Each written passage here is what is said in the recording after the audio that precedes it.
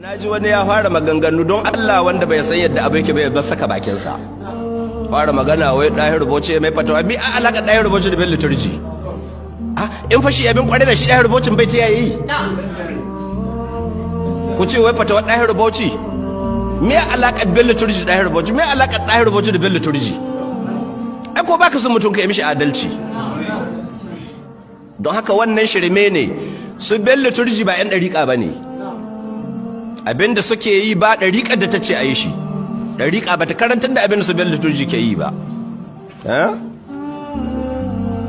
Nisa ya ɗauke.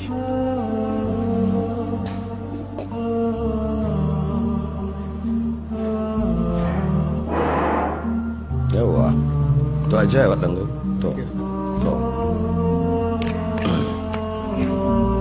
yawwa kada wannan maulidi da sun kai ruɗe ku, wannan yana cikin ajanda don a haddasa rikici a mai da rikicin na addini.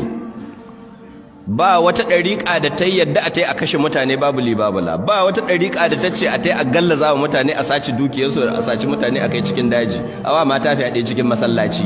Ba ɗariƙar ta karantar da wani, don haka ba harkar ɗariƙa ba ce. Suna nan ɓarayinsu, abinda suke so a jaye su daga ɓarayi a maishe su masu addini.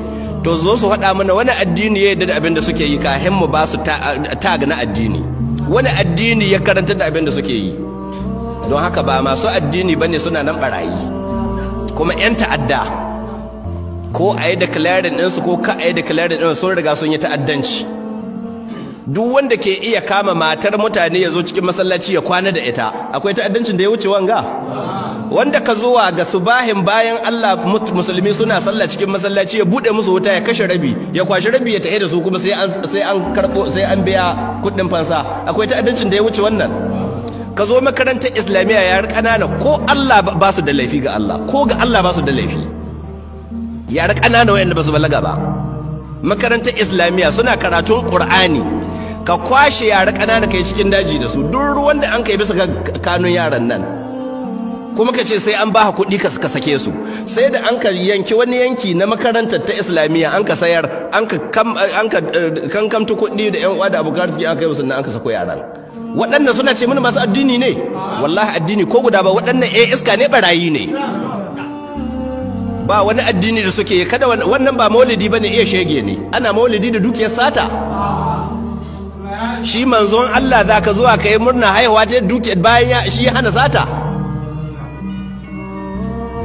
In dai mabiyin manzon Allah yake to zo mu yanke ma hannu, don kayi sata kuma abinda manzon Allah ya karji a yanke hannun barawo. Don haka in dai da gaske masoyin manzon Allah yake, don haka ku damu da wannan maulidi, duk yana cikin agendat. Son ake yi a rikide su yanzu ya tashi da ta'addanci a komo faɗan addini. To mu mun san ba 'yan ɗariƙa kuke ba. Duk abinda a ɗariƙa mun san ba a ganin dahiru bauchi baya gare shi ko? Dahiru bauchi zai shiga gaba da sauran shehunan ɗariƙa su aikata. To in kana son ka san mi a ɗariƙa, kalli shehunan ɗariƙa, ba su Bello turji za ka ɗaukar ɗariƙa gare su ba. Don haka Bello turji mun gano ga sake wata. Kana nan ɓarawun ka ɗan iska ɓarawo.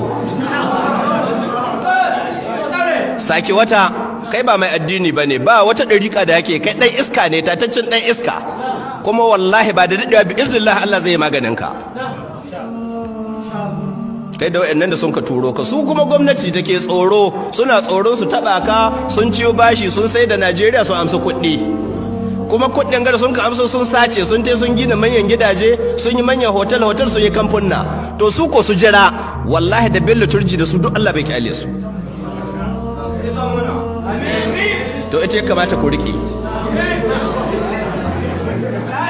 Ta ce babba Allah ya isa.